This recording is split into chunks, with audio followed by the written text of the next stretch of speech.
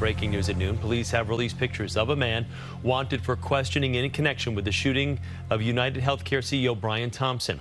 They were just taken at a hostel on the Upper West Side a short time ago. CBS 2's Natalie Duddridge is live on the scene with the very latest for us. Natalie? Well, Chris, the latest happening here is we just spoke to a tourist in the last couple of minutes staying at this hostel.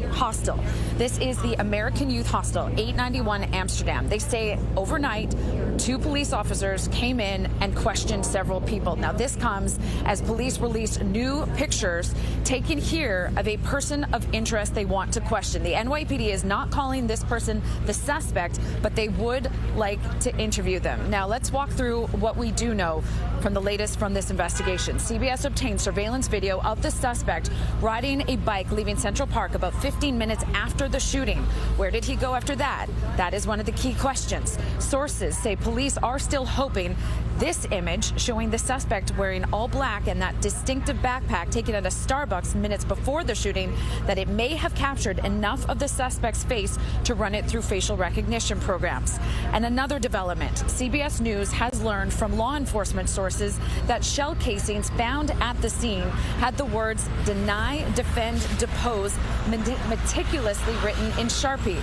Investigators believe this could be a reference to what's called the 3 Ds of insurance, a known reference made by critics of the health insurance industry. It is still unclear why the gunman targeted the UnitedHealthcare CEO Brian Thompson in the first place. Police are combing electronics to find out if there were any threats against the 50-year-old. Thompson is a father of 2 from Minnesota. He was in town for an investors conference when he was shot. The NYPD is working with authorities in Minnesota to determine where the victim is from, to dig deeper into any specific threats against him. And police sources say detectives have uncovered rantings against Big Pharma directed at UnitedHealthcare, but no threats to Thompson's personal safety specifically. Now, a short while ago, we spoke to Rodney Harrison, former NYPD, who says this was all clearly planned, but not perfect. There were some things that he did wrong. Once again, his phone was left behind. We believe that it may be connected to him. Once again, is how his face was covered, but at one point it was exposed, which, you know, it will help out with being identified through facial recognition.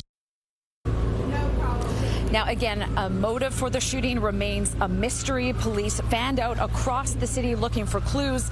Back out here on this hostel on the Upper West Side. Again, just minutes ago, we spoke to a tourist who said there was some police activity here, and we are still looking to speak to other people who work at the hostel here, and that's what we'll be doing in the next coming minutes. On the Upper West Side, Natalie Duddridge, CBS News, New York. Okay, Natalie, thank you. And the CEO of United Health Group, which has UnitedHealthcare under its umbrella, shared a message to employees following Thompson's death.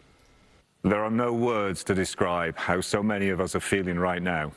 Brian was a truly extraordinary person who touched the lives of countless people throughout our organization and far beyond. It's a terrible tragedy, and I know we are in shock and disbelief. Our hearts are with his family. Please keep them in your thoughts and prayers, and be assured we'll be there for them.